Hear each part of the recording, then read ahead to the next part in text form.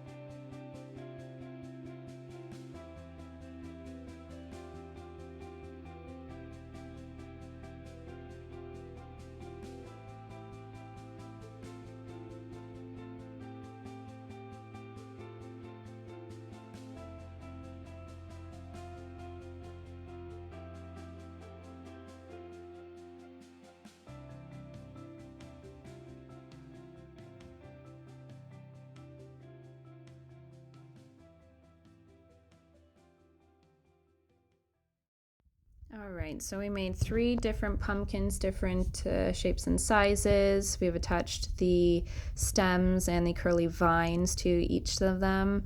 I'm now making the pumpkins into jack-o'-lanterns, adding eyes and a mouth to the 2 on the outer side. Different eyes and different mouth, and the center one will just stay a pumpkin. After this is complete, we're going to use the pen and outline, trace all the pencil marks, and then we're going to use the kneaded eraser to erase them.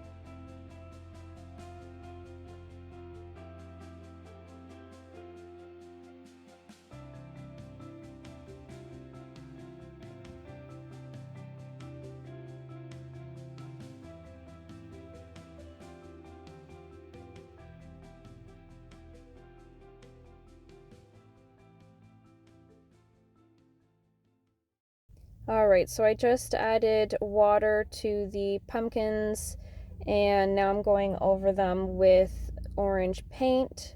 The wet on wet technique is nice because it allows the orange paint to blend and expand the way that it wants, depending on how much paint you have, how much water you had down, where you place the water. I'm also just keeping away from the eyes and mouth, though it doesn't really matter if you do get some orange paint over those because we're going to go over it in black anyways and it will cover. I'm also adding water to the background where we will add orange splatter and blend it in a bit just so that it's not a bare, empty looking background.